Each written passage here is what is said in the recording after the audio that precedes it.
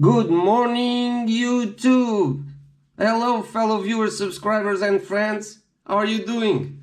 Today, I'm gonna change the servo on my awesome 110 scale RC car. This applies to all RC cars, so this might suit also your car. Doesn't need to be the Thunder, alright? It's an easy process, but for someone who never done it, might be a challenge. So I'm gonna show you on how-to video on how to install a servo the proper way. Centering the servo before installing it completely, what's the process, and what to do. Just using your RC car, no need special tools to center the servo, alright? That's what I'm gonna show you today. I bought this servo from AliExpress. It's an awesome price. These servos, I've seen some reviews saying they are good. I hope they are.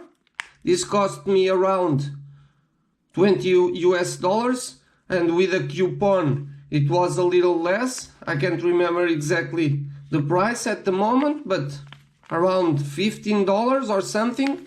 And this is a very good one. Comes with a metal steering horn, which is nice, and several plastic ones if you're using it on a plane or a boat. Alright? So the specs of the servo, it's 35 kilograms, coreless motor, it's 40 millimeters by 20. It says it's waterproof servo, IP66. It says it has rubber seals on screws. Nice. Maybe this one is really waterproof. Let's take one screw out.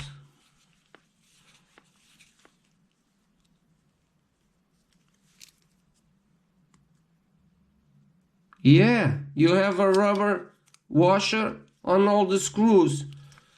So this servo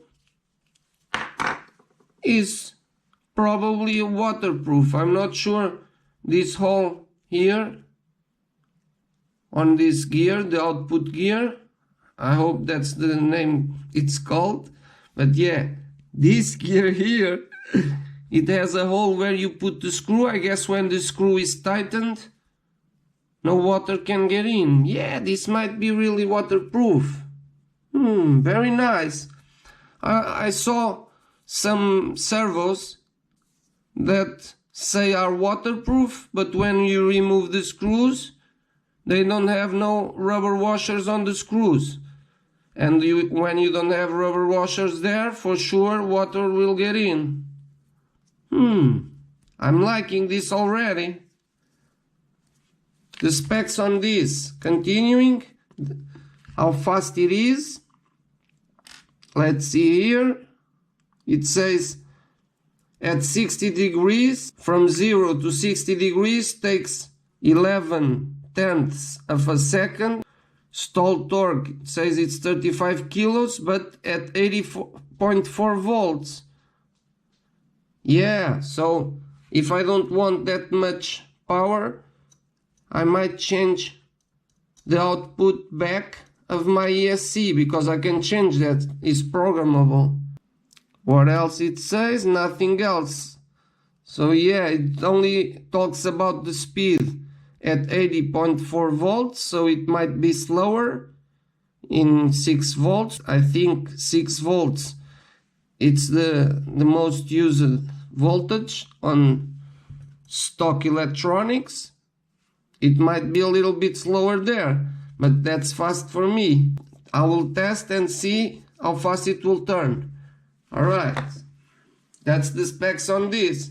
I'm liking it, but let's not just the book by the cover. Let's install it and see for ourselves. Alright, let's continue. So let's go install this.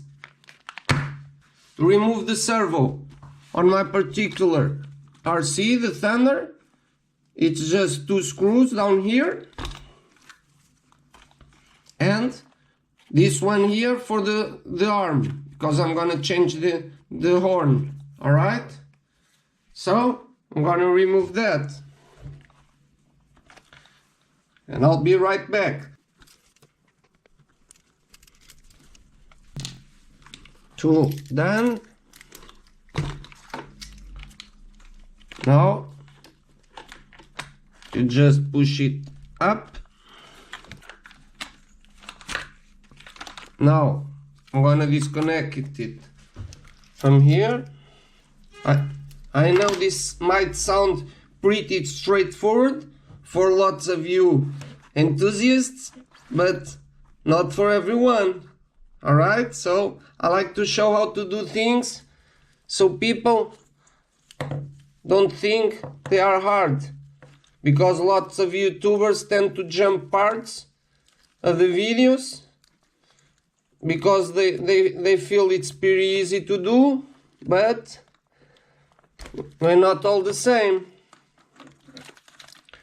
So I myself watch videos on how to do stuff, of course, and I get a little bummed when the YouTuber just jumps parts to make the video shorter, but that doesn't help a newbie to know how to do it. Alright? When you remove a servo, you always have to repurpose the mounts. You remove the servos from the car, and then you always have some type of mounting to mount the servo, and you will always have to remove that. Try to remember how things go so it's easier. First, when you take the servo, what you should do is you go to your receiver, you plug in the servo to the first channel. Now you get your transmitter, you turn it on, and you should put every trims and every configurations back to 0. So let me check on mine. Oh, I have here the trim buttons. So yes, enter it. Yeah, no. The dual rate is at 100%. It's centered. Alright. So now I'm gonna get the battery, plug in the battery. Alright, I think now. And this, why I'm gonna do this? Because we wanna center the servo before we install it. Alright? That's what I'll do. You get your servo horn, turn on the car, and now, as we centered everything and put it in neutral in the ESC with the transmitter, the servo is in the center. And now we install the arm. It's the other way around. It's like this. Sounds very good, the servo. Yeah, sounds good. Now you put it as center as possible. It will never be completely 90 degrees, but it shows the best position. For me it's this. You see, it's not completely centered, but that's how it works. You can do tiny adjustments on the transmitter when installed. So now the servo is centered. Now we can turn off the car, just for good measure. Remove the battery, and we're gonna install it. It's ready to be installed. I'm gonna remove the old horn. I like this one better. I'm gonna put the supports, alright, one on each side, and I'll be right back. Alright, servo installed. You have to tweak a little bit with it because it's a tight fit, but the horn that they send fits, which is awesome. I did use blue thread lock on the screw here, so it won't come out. And now we're gonna turn it on. Battery connected.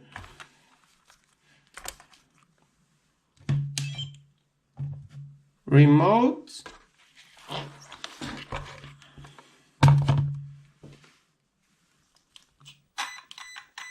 Car on. Oh yeah.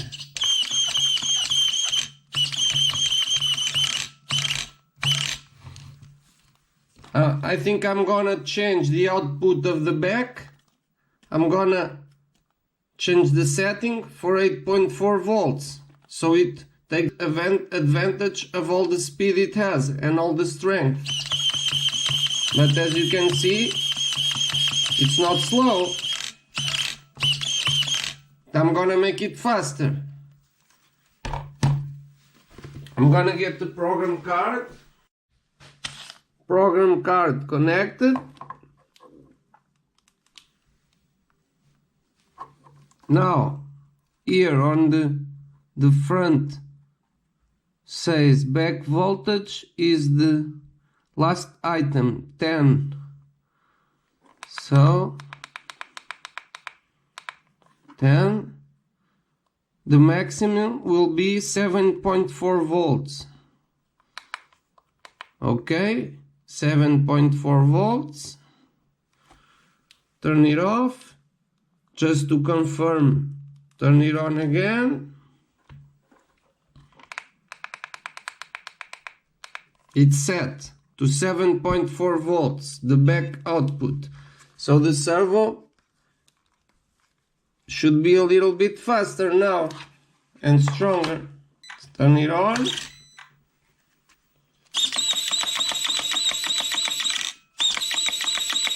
Yeah, I think it's a little bit faster. One thing is for sure. It's strong. It's fast enough.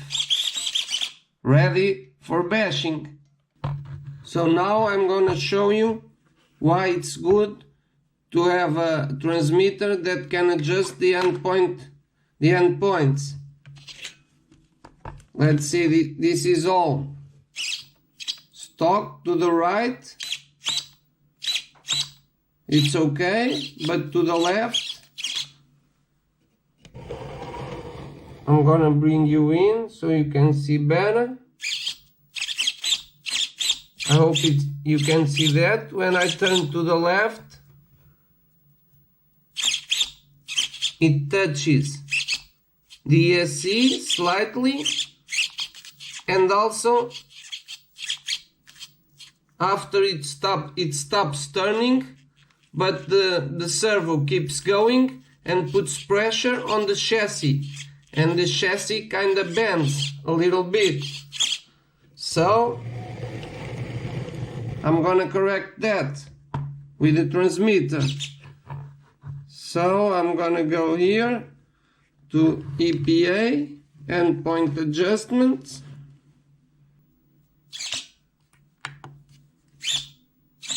It's to the left, so to the left what I do? We turn, I see it's maxed out, and I'm gonna lower the percentage of the travel. And I can see I'm lowering it down and the wheel didn't move yet. Now it moved. So maybe at 70%.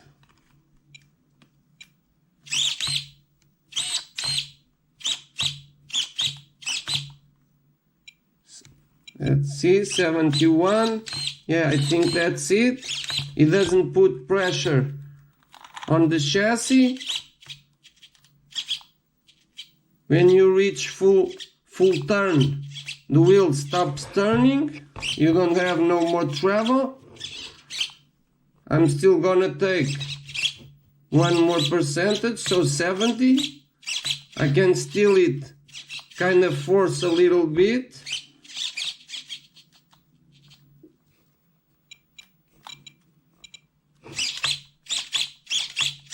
Oh yeah. So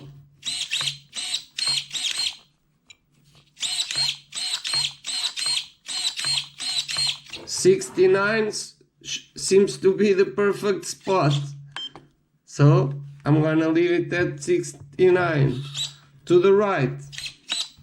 Seems like we can use 100%.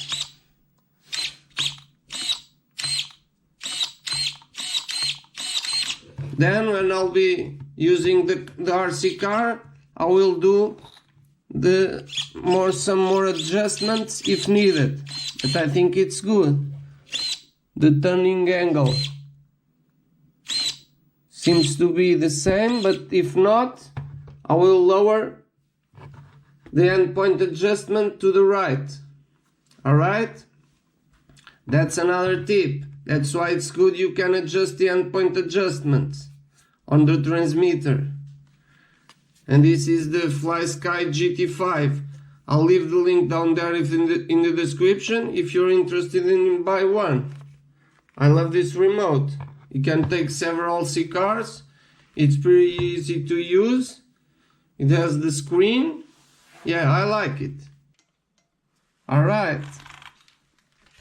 I hope you liked the video. If you have any questions about this installation or any questions about RC cars in general, you can put them down there in the comments of this video or any other video for that matter.